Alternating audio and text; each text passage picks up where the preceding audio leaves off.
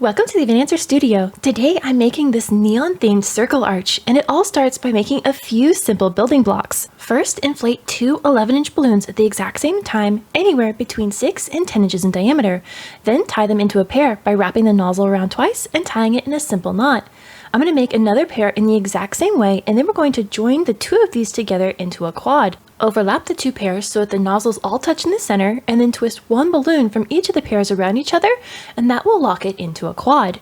Next, we need to make a second type of quad that includes an 18-inch balloon in addition to three 11-inch balloons. Inflate an 11-inch and 18-inch balloon at the same time and then tie them together into a pair.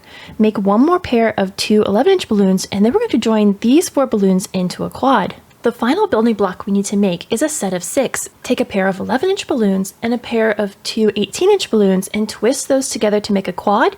Then take one more pair of 11-inch balloons and slip it in so all the nozzles touch in the center, and twist one balloon from that last pair around the quad, and that will secure all the balloons into a cluster of 6. I then made each of these 3 building blocks in all of my neon colors. To accent the balloons, I made a set of shutter shades from this printable template that I have linked in the description box below. Simply print the template, cut along the dotted line, tape it all together, and then cut along the lines to have a set of foam board sunglasses. I then covered the sunglasses in a few light layers of spray paint, making sure to cover all those cut edges as well. I let the spray paint on the sunglasses completely dry before adding it to our circle backdrop stand. I'm going to hold the sunglasses on the top right section of the circle arch, and then on the back side I'm going to apply a couple pieces of clear packaging tape. I want to make sure I do this in 3 different spots across the sunglasses so that they don't flop forward. Now it's time to add balloons to the circle arch, and I'm going to start with my first 11-inch quad, slip it over the frame so that the nozzles touch the metal frame, and then take the 2 balloons with the frame in between them and twist them around each other. Then I'm going to nestle this quad right up against the edge of the sunglasses before grabbing my set of 6. Slip this over the frame and then take the 2 balloons with the frame in between them and twist them around each other. Then I'm going to snug the cluster of 6 right up against the quad so there aren't any major gaps between balloons.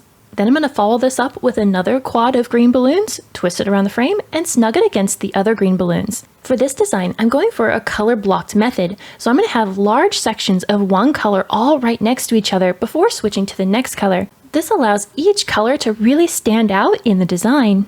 I wanted to evenly distribute the colors along the circle frame, and I wanted to make sure the orange balloons were opposite my orange sunglasses to give it that effect. Once you get to the bottom of the circle arch, you'll need to add an empty 260 balloon to the frame to be able to secure the balloons to this bottom section, as the frame is too close to the floor to get the balloons underneath. Tie the 260 to the frame in a double knot, and then take the tails of that 260 and wrap it around 1 or 2 balloons of the cluster you're trying to add to the frame.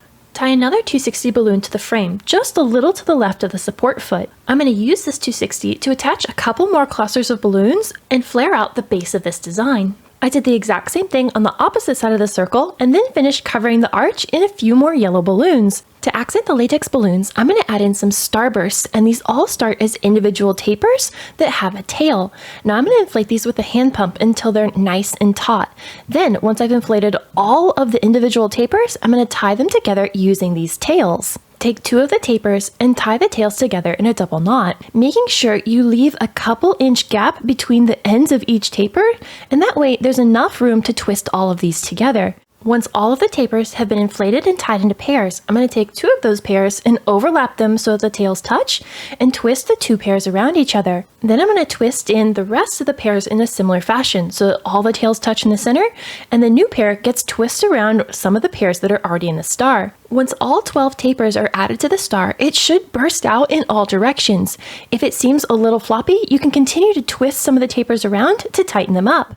I'm going to use an empty 260 balloon to attach the star to the arch. Simply wrap the 260 across the center of the star, tie it in a knot, and then you're going to take the ends of that 260 and tie it to either the frame or some of the balloons that are in the arch. I'm going to continue my color blocking method by adding the stars on top of balloons of the same color. Next, I inflated 5-inch balloons to 4.5 inches in diameter and then tied them into quads. Then I'm going to take an empty 260 balloon that I cut in half and tie it to one of those tiny quads. Then on the other end of that 260, I'm going to tie on a second quad. This will create a mini balloon cluster that I can add into my garland to fill in any gaps and give the garland a bit more texture. To attach the mini cluster, you're going to look for any gaps in your garland, then stretch the 260 tight between your mini balloons and wrap that 260 around one or two of the balloons that's already in the garland, making sure that 260 is hidden from sight against the nozzles of those larger balloons. Then you can play with the placement of those tiny balloons and either set them right next to each other, or you can spread them apart on opposite sides of the larger balloon. As I continue to attach the mini clusters, I want to thank our patrons and YouTube members for your support. It's thanks to you that I'm able to build cool projects like this and share how I do it. Patrons and YouTube members also get early access to videos, special articles and videos about running a balloon business and behind-the-scenes tips, as well as asking me direct questions about your own projects. As a final touch, I hung my Let's Party neon sign, and now this design is ready for a party or event. You can leave the lights on and it looks great, or you can turn off the regular lights and turn on those black lights, and this whole design will fluoresce and look like it's glowing in the dark. So until the next time, remember, stay creative, everybody!